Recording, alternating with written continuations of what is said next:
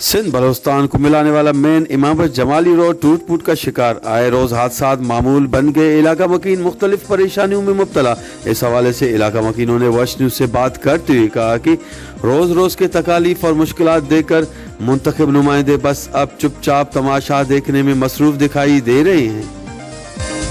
खत्म लगो पियो सिंध बलोचिस्तान ॾे वञे थो इमामबख्श रोड बलोच छतूकोट जे पासे ॾे हितां वञनि था पतूशाह जुदा लिंक रोड वञे थो परते मथे गंदा खे वञे थो बागटेल वञे थो हितां कई हादसा अचनि था। पाण अॻे दफ़े पाण ॾिठो सॼो रोड सॼो ख़तमु लॻो पियो आहे काथे सिधो ई न आहे। हिकिड़ो सिधो हुजे जा करे त माण्हू चवरे अचनि था खाई वरिया थो करे हलिया था वञनि। वधीक तव्हां पाण ॾिसो था रोड जेको आहे शहदादपुर खां इमामबख्श जमाली खां वरी पूरे तक़रीबन काफ़ी बलोचिस्तान खे मिलाईंदड़ रोड आहे जंहिंमें गंदा खां बागटेल हैदबाग वग़ैरह तिब्बी नोशकी तमामु माना ट्रैफिक वारो रोड आहे। हिन सां ॾिसो तव्हां ट्रैक्टर ट्रालियूं वग़ैरह उन खां अलावा चिंकियो आहे रखियूं ॿाहिरां जो इलाइक़ो आहे काफ़ी ॻोठ आहे आबादी वारो रोड आहे तमामु सुठो रोड आहे। भॻल हादसा हिते तमामु माना महबूल आहिनि जेको महिरबानी करे असां सिंध सरकार खां इहा अपील कंदासीं त हे इमामबख्श जमाली जेको शहदादपुर खां इमामबख्श जमाली ऐं बलोचिस्तान खे जेको मिलाए थो महिरबानी करे ठाहे ॾियो। छो जो कॾहिं एमरजेंसी थिए थी डिलीवरी थिए थी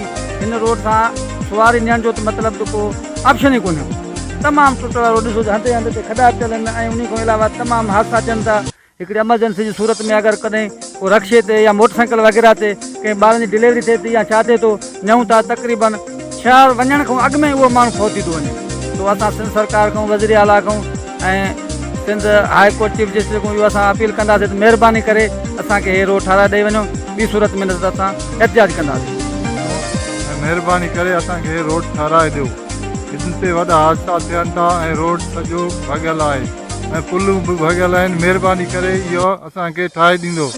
असां वज़ीर आला खां भी अपील कयूं था असांखे महिरबानी करे हे रोड ठाराए ॾियो। उन्होंने मजीद कहा कि हम सिंध बलोचिस्तान की हुकूमतों से मुतालबा करते हैं कि वो इस अहम इशू का नोटिस लेकर टूटे फूटे रोड का तामीराती काम शुरू करवाकर इलाका मकीनों में फैली बेचैनी खत्म करने में अपना अहम किरदार अदा करें।